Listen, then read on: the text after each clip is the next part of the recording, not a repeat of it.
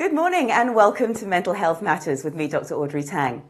Today's show is about resilience within the community and how the community can support you in really not just building back up after facing crisis and adversity, but also how a community can help you thrive. And it's my pleasure to have a very special guest today. It's Arun Shergill from RAUR gymwear. And I'm very excited because I love RAUR gymwear. I'm wearing it myself, and he will tell me all about his business and how he started his work, but also his own personal story as to how he got there. But sticking on that theme, I am delighted to introduce to you a new host, not of Mental Health Matters, but of our sister show, Skits and Quibbles. We are absolutely excited to have Ashley Alymann. He is a home cook and he will be sharing a number of different recipes, so do tune in to Skits and Quibbles, which is on at 8 p.m. PT on Thursdays. But today he's going to kick us off with a healthy, sugar-free sorbet. But a quick word of warning, if you're using sugar substitutes, be careful, they can have a bit of a laxative effect. Over to you, Ashley.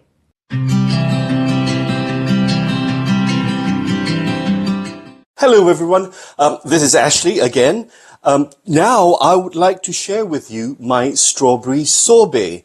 Sometimes you go to the supermarket and you can get a whole bunch of strawberries and they're going cheap and there's a glut.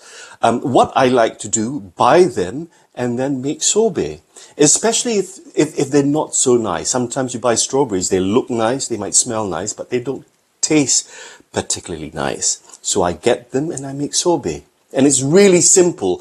I've got a really old trusty machine. I think I've had this for about 25 years now. It's one of those things which you've got to chill in the freezer overnight before you use it. If you're lucky and you've got those newfangled ones that you just plug in, then that's fantastic. So this has been chilled. The bowl's been chilled overnight. What I have here, I have got 700 grams of strawberries. It's about 2 punnets of strawberries, which I've just blitzed up, and I've then strained it to remove a lot of the seeds because you don't really want the seeds. Now I'm making sugar-free sorbet this time. So instead of sugar, I have used xylitol. What it is, when I'm making sorbet, my general rule is 3 cups of fruit puree, whatever it is, and 1 cup of water, and just about 1 cup of sugar or xylitol. I've used xylitol. So what I've done is I have heated up, I heated up 1 cup of xylitol with 1 cup of sugar just to, until it dissolves, blitz up the strawberries, pass it through a sieve, and then mix the xylitol mixture. But I've also added a tablespoon of rose water. I think it's really nice with strawberries, especially if the strawberry's not very sweet. But with this, because the fruits are always different, so taste the strawberries first before you blitz them up. If it's sweet, then reduce your sugar. If it's not sweet, taste, and then you can always add in more sugar as well. But you want it sweet because it's a sorbet. So here we go. Now I've done this. I did this last night so that I could chill it, because you want the mixture to be cold and chilled when it goes into the churner. So I did this yesterday and it's ready to be churned. I pop my machine on, making a nice noise. Give this a little stir and just pour it into the machine. Oh, when it's dripping. And this will just churn away.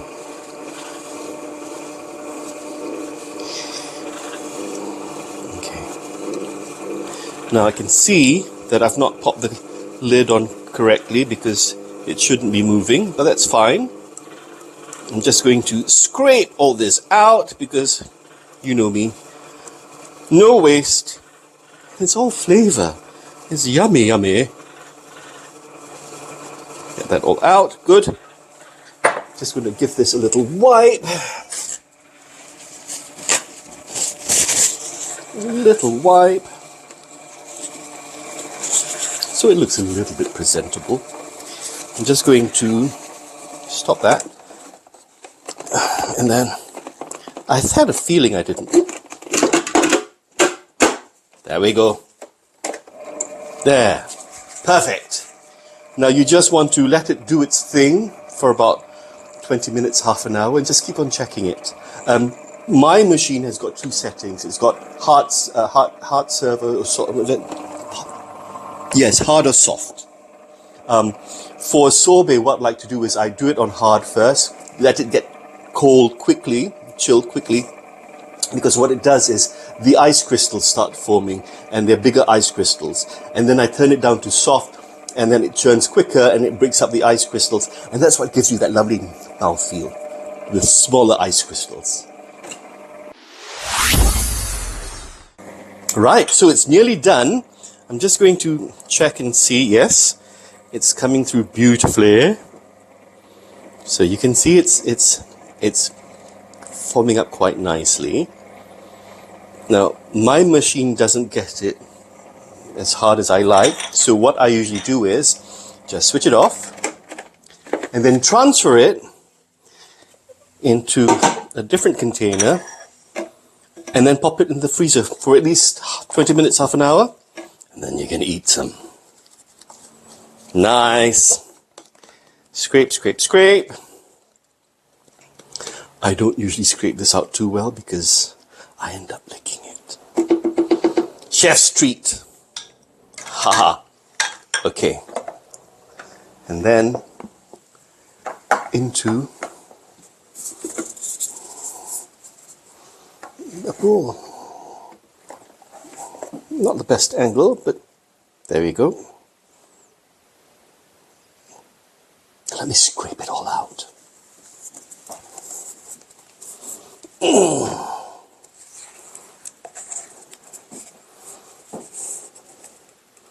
There we go.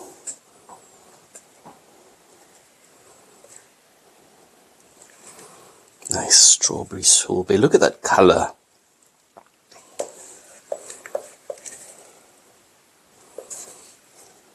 Scrape, scrape, scrape.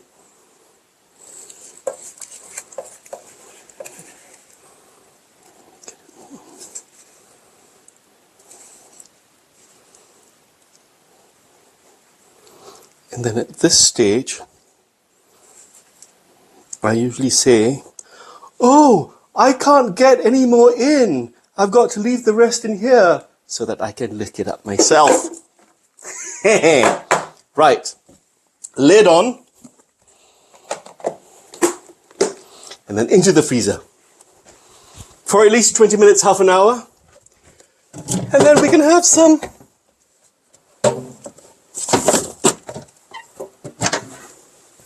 Done. Right, now let's check on our sorbet. Out of the freezer. Let's have a look. Ooh, it's looking good. Let's just check it and see. Oh, it's still a bit soft. It can do with a bit longer in the freezer, but who wants to wait? Let's have a nice dollop of this. It's a bit soft, but it's still nice. And there you have it. Nice strawberry sorbet.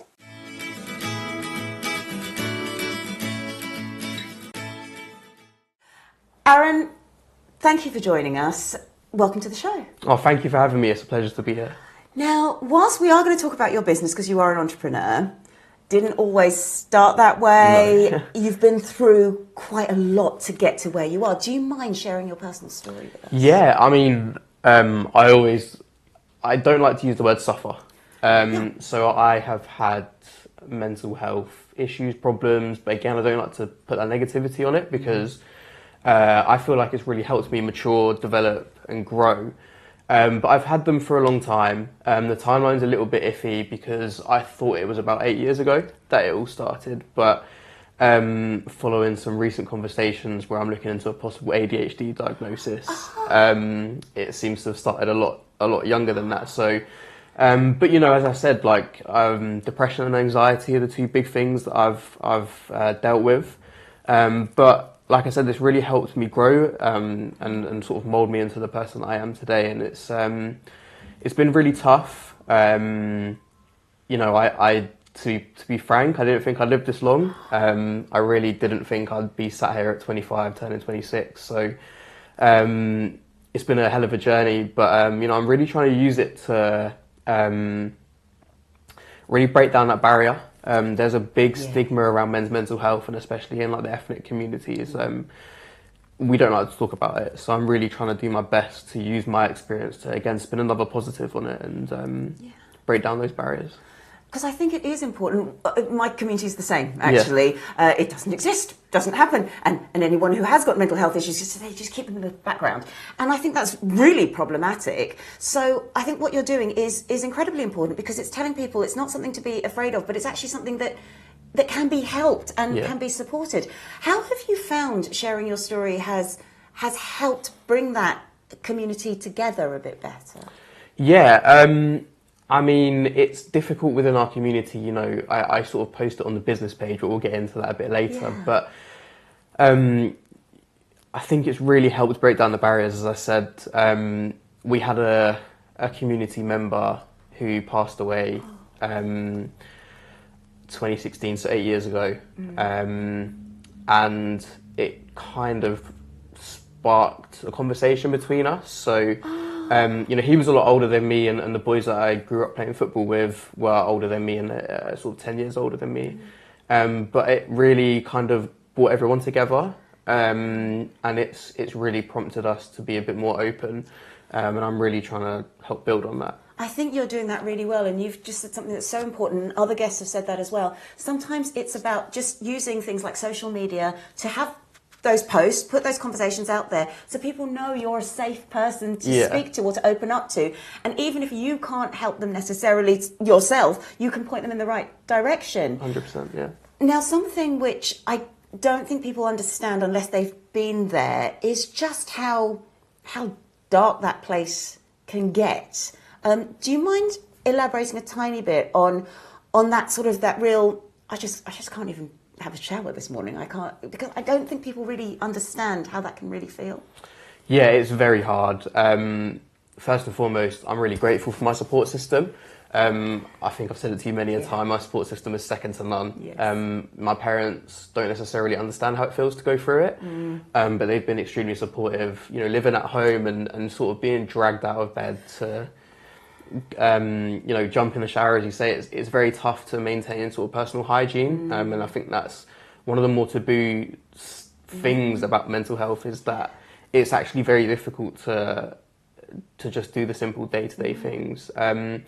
It gets very dark, you feel very lonely, you feel very tired, the fatigue that you get from having to battle your thoughts every day is taxing. And that's where it sort of comes from. You know, you're constantly having to put a strain on your mental health, and you can't maintain that. It's not healthy to maintain that. So it gets to a point where you are mentally exhausted, and it feeds through into like physical symptoms. So yeah, it's very tough, and you just wake up, lie in bed, and you just think, all I want to do is just stay in bed, because A, it's a safe place, and B, you can rest, and what you need really is rest. But at the same time, it's unhealthy to withdraw in that way. So it's a very difficult situation to be in. Something that you said there just really resonates. You're battling your thoughts every day. Because so many people think, oh, well, it's being smiley or making yourself be happy, and that's inauthentic. No.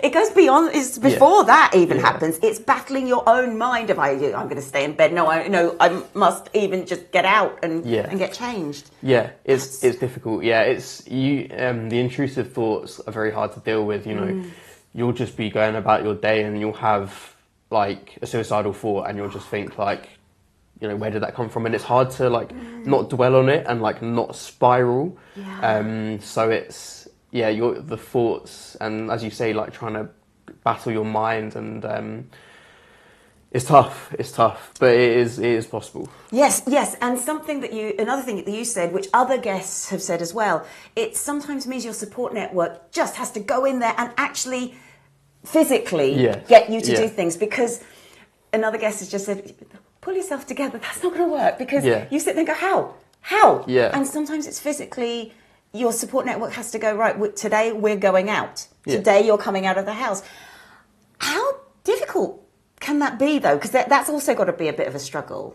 Yeah, it's tough. I've been on sort of the other side of it, where I've had to support people who are going through sort of similar things. So it's difficult to try and sort of push someone to go and do that. It takes a lot of... you need to be sort of proactive with it, and that's again very hard. You know, there's a quote that I've heard. It's something to do with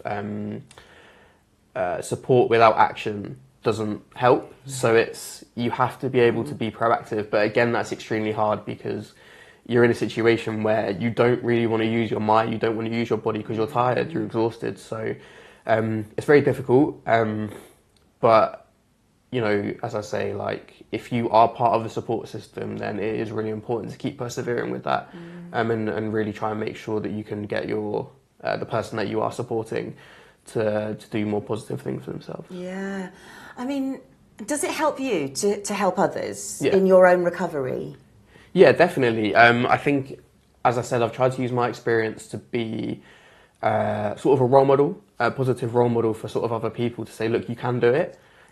So for me, like, being able to help other people, I know how it feels to be in that situation, so I can create quite a personable experience, and then sort of build from there, you know, because I feel like people will trust me more, and it's not trying to be like manipulative, like, oh, trust me, and then, you know, I'll sort of spin on you, but it's actually, you know, believe me and I'll help you through it. So it's important for me to be able to do that side of things as well. And along with that, because you're very culturally sensitive, which I think is really important, because sometimes the conventional Western therapies, they don't work, because certainly for the Chinese community, sitting one-to-one in a room having a chat about your problems, that's not going to help, because that's not what happens. So we had a therapist on who's created Chinese calligraphy as a way in to talk about the issues. How do you find you're able to maybe integrate that cultural sensitivity with offering support in the more conventional way, I guess? It's difficult in our community. You know, mental health doesn't really exist. It's sort of, as you say, sort of becoming more and more prominent. But for me, therapy didn't really work. So I did what anyone would do and probably shouldn't do, was that when I first started to feel this way, I sat with it and bottled it up.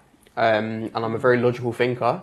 So I had the sort of end result, which was I feel like this, and I had to sort of trace it back and create the steps so that I could understand it better for myself. So then when I went to therapy and first started having CBT, and I was talking to the therapist and they were like, oh yeah, you feel like this because of this. And I was like, yeah, I kind of know that because I've sat with it for so long.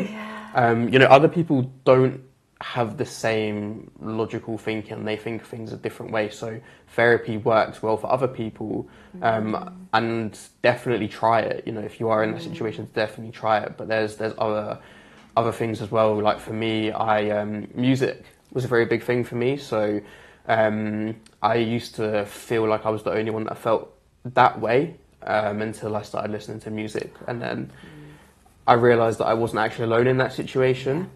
So off the back of that, one thing that I did learn in therapy is to turn a negative situation into a neutral and then into a positive. So you can't just go from negative to positive. It has to be a gradual improvement. And for me, I then started to write poetry because it gave me a voice, so I could write down how I felt, but also I could put that creative spin on it, which helped turn it into a positive. And then by putting it out there, you never know who might read it. And, you know, hopefully that has the same effect on someone where they realise they aren't alone and they can start to build the foundations to improve off of that. Oh, gosh. We're going to keep Arun with us.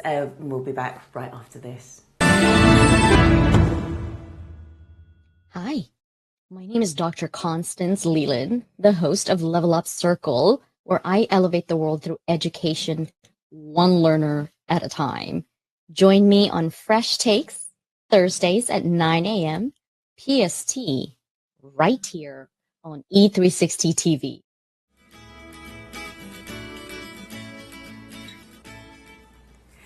Welcome back to Mental Health Matters. I've got Arun Shergill with me. He is an entrepreneur. He's just shared his own personal story of resilience and overcoming.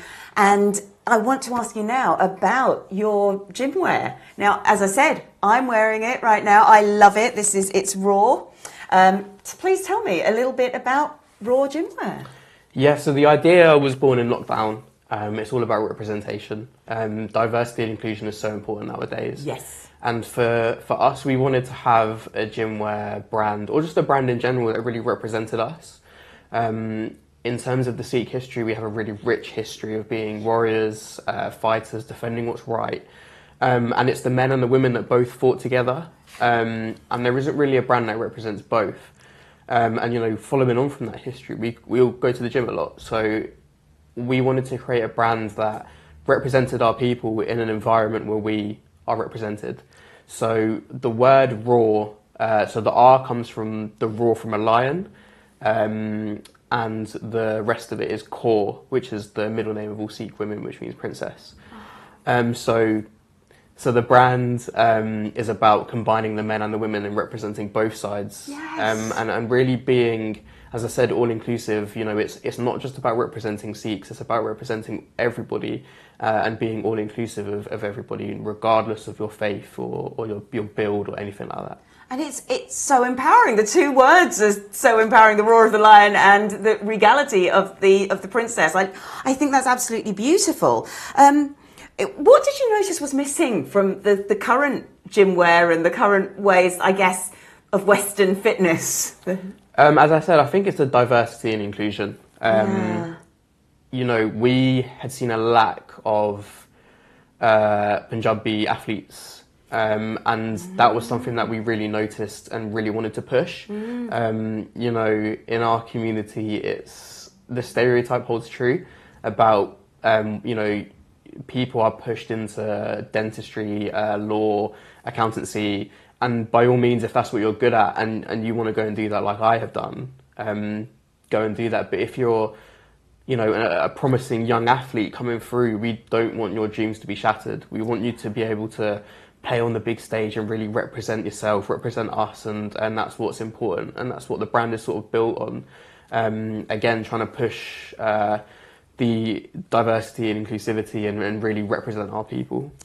I think that is really important, because when you say you didn't see many Punjabi athletes, I wonder whether there is, you know, what came first? Is it the fact that you don't see yourself represented, so you don't think you can do it?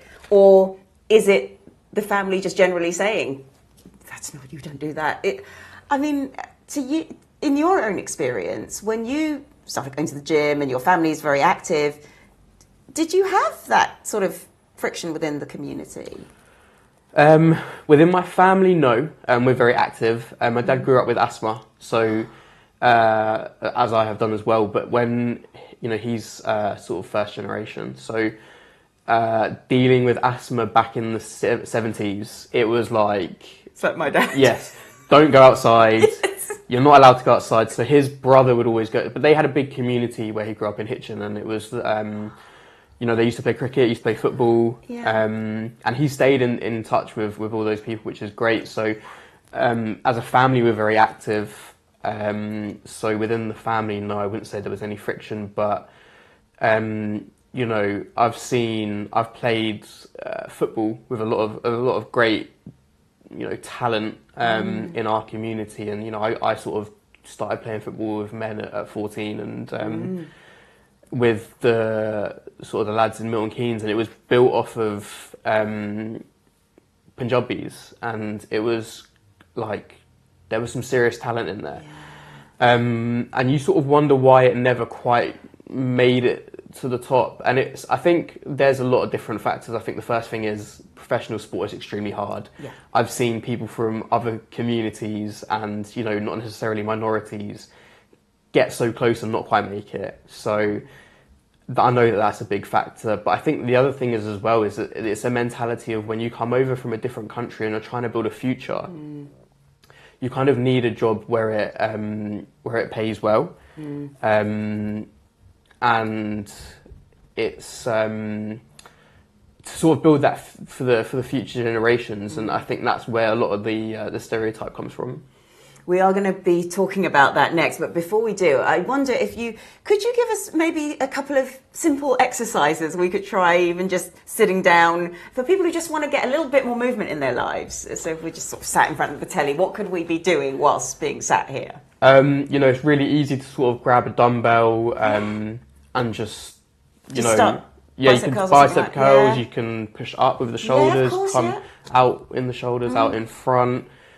Push out in front for your chest as well. Because I don't always think of that one. I always see the bicep curl kind of thing. And then there's also, you can extend your leg and sort of get some movement going in there as well. And even without weight, so even say without a dumbbell or a can of beans, isn't it usually? Or a bottle of water. It's still good to do it without weight. Yeah, it's good to sort of, it's muscle memory at the end of the day. Yes. So, if you get the movement correct, then you can really start to put on the weight in a sense of the weight that you're pushing, and then you can really build from there. And it's so important to stay active because it's preventative. Yeah, 100%. And this is one of the most important things about mental well-being, is that it's not just about the point of crisis and the support there, it's about doing all those things that make us feel good to build that kind of buffer against those issues that can come. Arun, you're staying with us. We're going to talk more about all of the amazing people that your company has been sponsoring, and we'll be back right after this.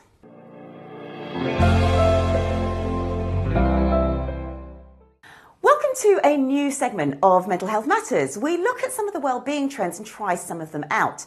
Now, this one that I've been trying this week is another app, and this is the OSEH app, OSEH. I hope I've pronounced it correctly. But again, it is downloadable from Apple or Android, so you can get it on any phone that you're using. And this is a meditation app. And what this app does is it encourages you to find a moment of mindfulness. Now, I have to admit, whenever I look at apps, I always question mark them, because sometimes apps are there and they presume that you have a certain level of mental well-being already, and sometimes it's just not suitable for all.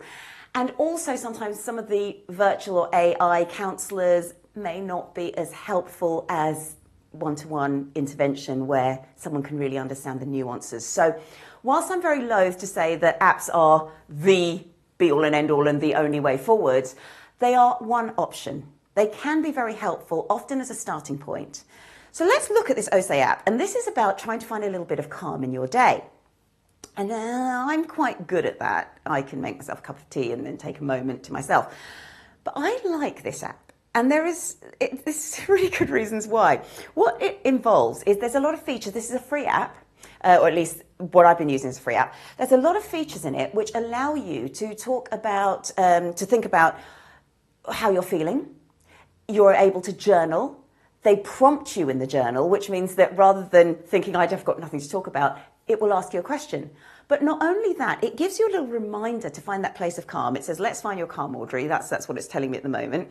And it's telling me visualizing a peaceful place can enhance your meditation experience. Now, that's something that I could choose to do. It's not telling me that I have to do it. But then it asks me to check in. And when I check in and I go into that, it goes to this lovely little intro. It says, how are you feeling today? And it gives you prompts again. And that's really helpful. So one of the prompts is, I have a lot of anxiety, I feel scattered and I need to focus, I'm feeling disconnected, I'm having trouble sleeping, I'm feeling a bit down and need encouragement, I'm feeling happy and want to cherish the moment. So there's some really positive ones. And then when you press one of those, I'm saying I'm feeling happy and I want to cherish the moment, and you enter that, it will say, oh, I'm glad, I'm happy. So that's your AI response. But then it actually gives you a suggestion of an article or a meditation that you can use. And those articles and meditations, they have long ones, but they also have really, really short ones. So if I listen to this one, which is called I Am Worthy, it's only 1 minute too. That's nothing. Literally, it's a minute of mindfulness, and it's suiting your mood. So it's a free app. do give this one a go if you're trying to get a little bit of mindfulness into your life. It is not there to act as a substitute counsellor. It is not there if professional intervention is going to be more helpful. But if you do want to just get that little bit of mindfulness and you want those prompts and you want that support, the OSEH, OSEH app is a really great one for you.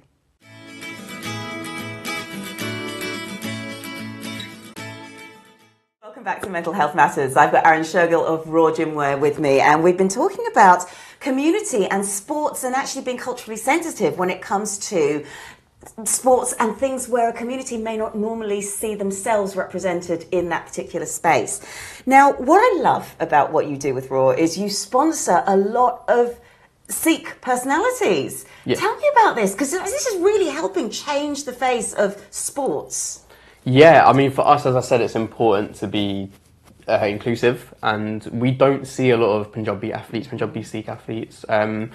So for us, the first opportunity came when we sponsored a great boxer whose name is Dylan Chima. So he's one of the more prominent athletes in our community, and he's a boxer from Coventry. We did a sponsorship for him for a year, and then he got married, so he's sort of taken a bit of a breather. So, fair enough. Hopefully see him back in the ring soon. But then we got approached by a female boxer whose name is Sangeeta Birdie, and she's we can share the news that she has a world title fight in November of 2024. It's great news she approached us and we said, look, we can help with a small business, we can put in this much, and she was very appreciative of what we could do, and we've managed to build up a great relationship with her, and we hadn't heard of her before, and I think that's the issue. Yes, exactly that. And that means that with the two of you working together, the community will hear, and the girls especially in the community will see. It's important because, there's the infamous movie of Bend It Like Beckham, and it's like, this is how sort of females see sport, and how, sort of how their sort of parents present sport to them, and it's like, actually, no, we should be, positive regarding sport. So, we've been able to promote her, and she's been able to promote us, and she brought home an Intercontinental Champion belt, which I was posing with and pretending was mine for a bit. So, I would. I definitely didn't crop her out of the photos, no. And then we there's a female football player who plays for Luton Town Ladies, and her name is Sandeep, and she's a great role model. We met her at the Sikh Games fundraiser about a year ago, and then she signed for Luton Town last year. And this season she was like, look, I'm looking for a sponsor, and we said yeah. So we actually have one season ticket. So if anybody is interested, we are looking to sort of give that season ticket away to get more females into the sport. As I say, like, we're really trying to push the narrative that sport is a good thing. And, sport is great for mental health as well. Yes. So it's just great on so many levels. So we're trying to get more females into the game. So if anybody wants to take someone to the game, we've got 1 free ticket. So amazing. By all means, get in touch. And then how do we get in touch with you? Instagram. So all our social media, Instagram, Facebook, Twitter, TikTok, it's at raw_clothing. Just ping us a message for the game that you want to go to, and we will sort out for you, no problems. This is absolutely amazing. You see, this is why you watch this show, because we've got amazing guests. Now, 2 things that have come up there. When you mentioned Bend It Like Beckham, of course, I know this film, and it's brilliant. I really enjoyed it. And there hasn't been another film like that since. That's a bit of a problem for me, because you're so right. Not only are women underrepresented, but women of colour are underrepresented. 100%. And so the work that you're doing is so good. And this brings me to asking about your gymwear. I love the leggings because they've got pockets, so I can keep my phone in and that kind of thing, which is actually really important for safety 100%. reasons. That's the whole reason we did it, yeah. Yeah, so you and your father, who designed the clothing, you're both being men. How have you made it so inclusive to women? Because it's brilliant. Yeah. So the story goes that we had an initial manufacturer in London who wanted us to design all of our pieces. So the t-shirt was easy. because we wear t-shirts. Now, designing the sports bra and the leggings was a lot more difficult. So we decided that we wanted the logo on the back of the sports bra, because when people are looking at the logo, we don't want people to be staring at the front. Sort of just for like, we want females to feel safer in anywhere they're wearing it. So we put the logo on the back, but again, we had to design it and sort of draw it by hand, and neither of us can draw. So we drew it out and sent it over to the manufacturer, and they sent us a sample. And this is where it gets embarrassing. So the sample came, and we forgot that we put the logo on the back. So we've opened it, and we're looking at it and going, that isn't going to cover anything. And I'm like, right, that's really annoyed me. Look, this isn't going to cover it, so I've taken off my top and I've put it on back to front. And I'm like, that is not covering anything. Look, it's not covering anything. He's like, didn't we put the logo on the back? I was like, oh yeah, we did. So I've taken it off and I've gone, oh yeah, that looks so much better. But like, you know, it was quite funny. Yeah, so because yours they're kind of racer backs. I can imagine it's not going to cover anything. Yeah, exactly. So I threw it on, and I was like, yes, it's not even covering anything for me. Like, how's it gonna? So yeah, but the issue that we had was we were looking at other sports bras and just trying to design it off the back of that, and it didn't quite work. We then wanted to manufacture and go into production, and the production cost was just too high. Yeah.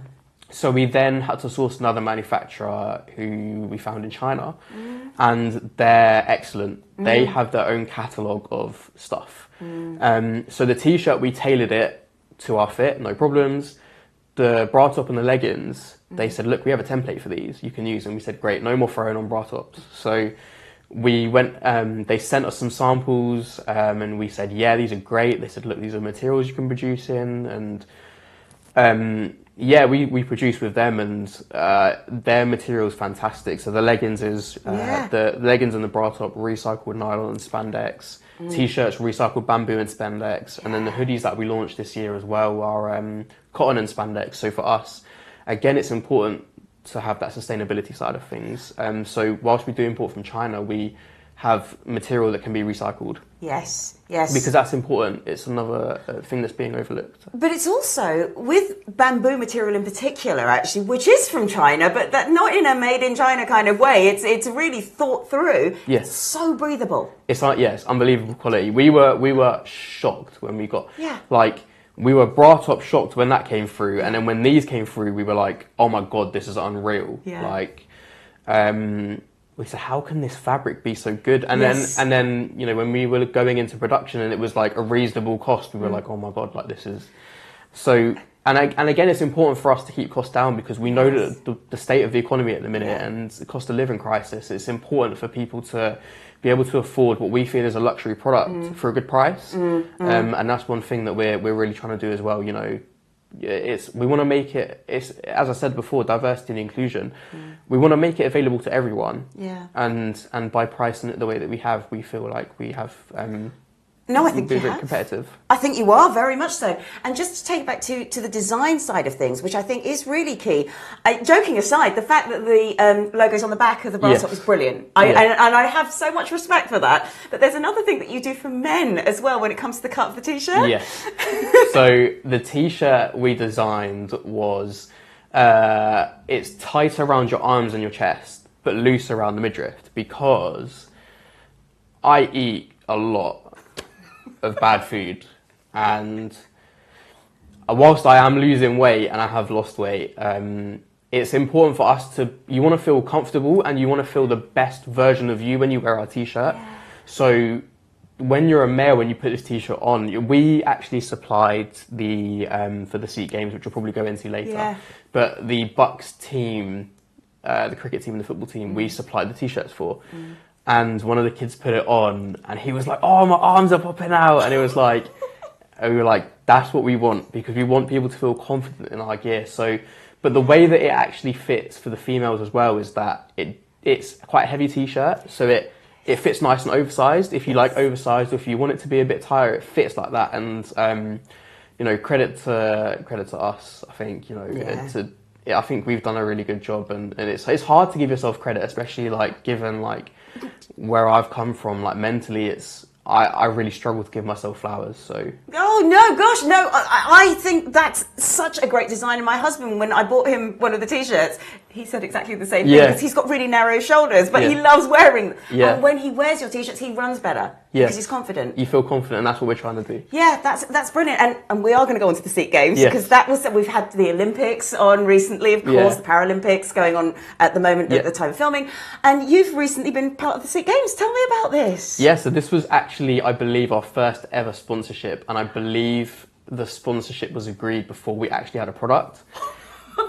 So big shout out to Mandeep. I don't know if she'll see this or not, because she's a very busy woman. How she does it, I do not know, in credit to her. But we actually met her at a petrol station just off Junction 14 of the M1. And she was like, look, I'm driving from Leicester to London, can we meet you guys? And we were like, yeah, like, of course. So we, you know, I think I'd just come back from the gym. Dad was like, yeah, we're going out. I was like, just been to the gym, mate. Like, can we have like, can I get fresh? No? All right, cool. So then we've gone out, and she's like, oh, I've just been playing football. It's like, no, just been to the gym. Like, wanted to freshen up a little bit, but hi. You know, first impressions matter and that. But yeah, she told us about her vision, and the Sikh Games actually happens in Australia, and I think they have 150,000 to 200,000 sign-ups every year. Wow. And it's massive. And again, it's about representation and being able to showcase the qualities that we have in our community. And, you know, she was like, look, sponsorships. And my dad was like, okay, cool, we'll think about it. Got in the car, he was like, we have to do it. I was like, okay, I agree, but we don't actually have anything to sell right now. So, you know, but we just said yes straight away. And I believe we were the first official sponsor. And, you know, the whole project was massive, and I've seen the work that goes into it, and it's huge credit to everyone that's been involved. And yeah, they happened about a month ago from the time of recording, and it was great. It was great to see so many athletes from our community, and yeah, it was just all round fantastic. Yeah. Oh, hopefully that's something that's going to grow, and actually something that other communities are going to see and say, we can do this. Yeah, 100%. Hopefully. I mean, it's, you know, we are all classed as minorities, but we actually have quite a big population. And it's like, you know, let's start bringing our community together. And it's important, you know, there's a lot of dislike and hate going around in the world. It's important to, you know, come together and be nice to each other, and you know, let's grow as a community, let's help each other out, and that's what I feel like we were able to do at the Sea Games. And it's fantastic, and we will have been showing a lot of the photographs that you've sent us about this, and it's just wonderful. Now, I'm sure we're all inspired to go out and buy your gymwear. So how do we find your gymwear in particular? Yeah, so I mean, whilst it is sort of for the gym, you can wear it out and about. It's important to just feel confident anywhere you go, really. But we have a really complex URL because I designed the website before we launched the product. And now I know a lot more about websites. I realised I did it very wrong. So the URL is www.raw-gymwear.myshopify.com. Now, it shouldn't be myshopify.com. So Shopify, if you are watching, change that, because that's not very nice. And we have bought a new URL, and we're looking to migrate it over. It's a very big task. But you can go there, or you can go to our social media. Our link should always be there. If you are in the local area, you know, sort of Bedford. I mean, we're in Milton Keynes. All the stock's in our garage. So if you are local, use the code DROPOFF. It's just one word. We'll come and drop it around. No problems. And yeah, if you do buy and you like it, leave a review. That really helps us out as well. Yeah, and really, I couldn't recommend you more. And you are so great to chat with. I really appreciate that. You bring so much joy everywhere. It's really wonderful. So thank you so much for joining me. But we're going to keep you for this very last bit, because I'm going to hand the top tips over to you to close the show with. And we'll come back to Arun with his top tips right after Business Boost. In today's Business Boost, I thought I'd look at different ways in which the community can come together when it comes to improving fitness for all. A lot of the time when we think about improvements, we think about what the product can do, what the service can do.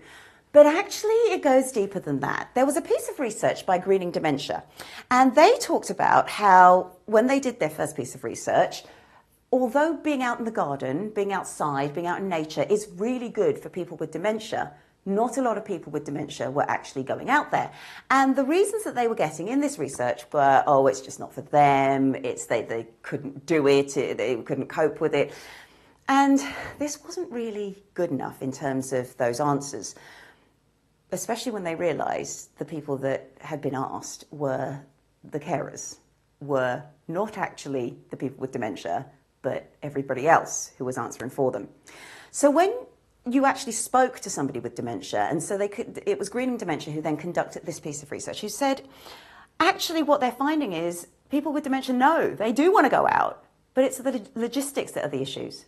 It's the fact that they don't know which parks, for example, are dementia friendly. And what we mean by that is some parks don't have pathways that are large enough to put a wheelchair through them.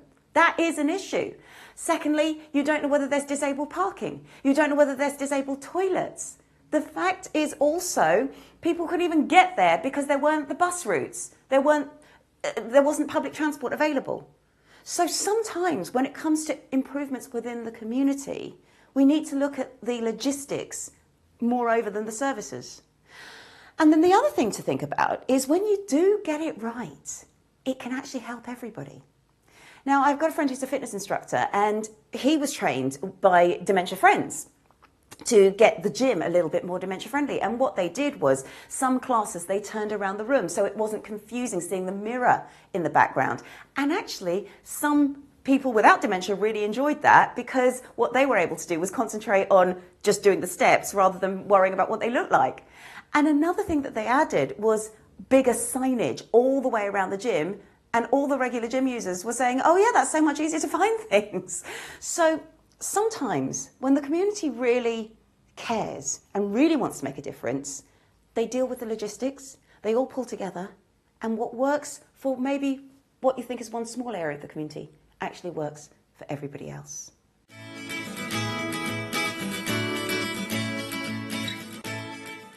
Welcome back to the final part of Mental Health Matters. Now, it's been such a joyful episode today. I've had Arun Shergill from RAUR Gymwear with us, and we've been talking about everything from resilience to entrepreneurship. And what I love about you is that you're not afraid of saying, things can go wrong. 100%. That's a part of life. I studied economics at uni. We talked about the whole career path in our community. I chose to go down that route. There's something called the sort of economic cycle, the business cycle, and it's where you have sort of peaks and troughs. But the important thing is that over time it trends upwards. So when you have one trough, you're higher up than you were before because you have a toolkit to deal with it better. And that's the way that I like to visualize things, whether that's just sort of my economics mindset but I feel like it's quite a good representation, and it will always get better, and the important thing is over time it trends upwards. Absolutely. And I mean, who better than Arun to finish off with his 3 top tips for well-being? Over to you. First and foremost, obviously, is sport. Any which way you can get involved, even if it's going for a walk, 15 minutes, build it up to 20 minutes. Getting that fresh air, being able to get out of the house, being able to exercise is great for endorphins. The second thing is being able to speak out. It's extremely difficult, and I'm aware of how difficult it is.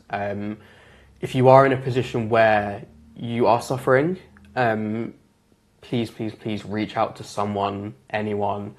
RAW_clothing on Instagram, our DMs are open. I run that account. Feel free to drop me a message. I'm more than happy to help. But on the flip side of that, if you are someone that has been reached out to, listen to them. Please listen to them.